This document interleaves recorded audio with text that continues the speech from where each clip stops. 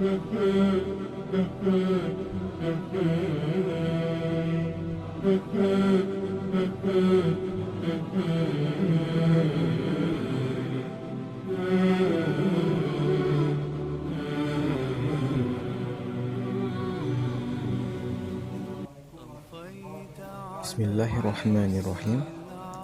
Pada pertemuan pertama ini, saya mengawalinya dengan perkenalan terlebih dahulu.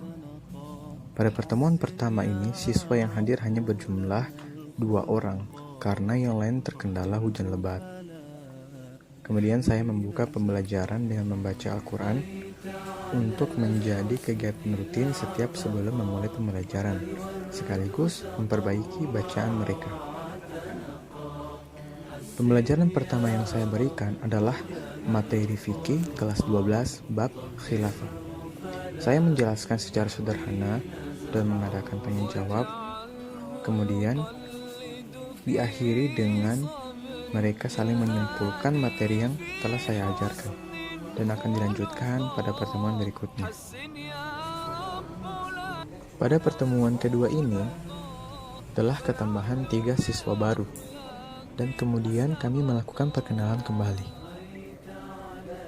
Pertemuan kali ini seperti biasa dibuka dengan membaca dan memperbaiki bacaan Al-Quran. Setelah itu saya melanjutkan materi sebelumnya, yakni masih pembahasan sederhana mengenai materi khilafah. Setelah penjelasan singkat, saya melakukan metode pembelajaran, yakni everyone is a teacher here, yakni saya memberikan mereka kertas setiap siswa dan mereka menuliskan pertanyaan berkenaan dengan materi yang diajarkan. Kemudian lembaran-lembaran kertas pertanyaan itu saya kumpulkan dan saya bagi secara acak kepada mereka. Dan mereka menjawab pertanyaan-pertanyaan itu di depan kelas. Setelah semua selesai menjawab, saya menyimpulkan jawaban dari semua pertanyaan dan menutup pertemuan. Pada pertemuan ketiga ini, saya memberikan materi tentang akhlak terpuji dan akhlak tercela. Seperti biasa, kita mengawali pembelajaran dengan membaca dan memperbaiki bacaan Al-Quran. Kemudian saya menjelaskan tentang materi yang akan diajarkan secara sederhana saja. Kemudian saya membagi mereka menjadi 2 kelompok dan membagikan materi yang berbeda antar kelompok, yakni kelompok 1 akhlak terpuji dan kelompok kedua akhlak tercela.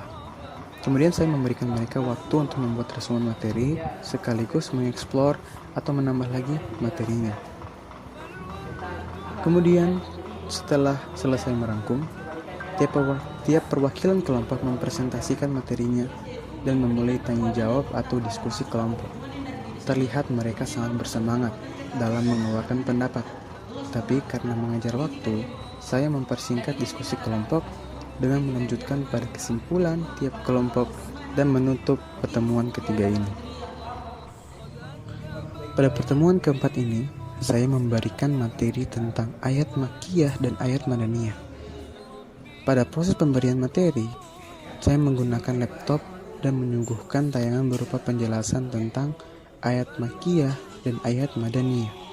Dan saya memerintahkan kepada mereka untuk menyimak dan mendengar dengan seksama tayangan yang saya tampilkan sambil meresum apa yang mereka tangkap dari tayangan materi tersebut. Setelah tayangannya selesai, mereka segera menyelesaikan resumen materinya.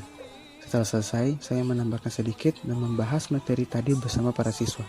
Setelah selesai, saya menyimpulkan materinya dan menambahkan tugas pada mereka untuk menuliskan contoh-contoh ayat Makkiyah dan Madaniyah di resumen mereka dan akan dikumpulkan pada pertemuan berikutnya.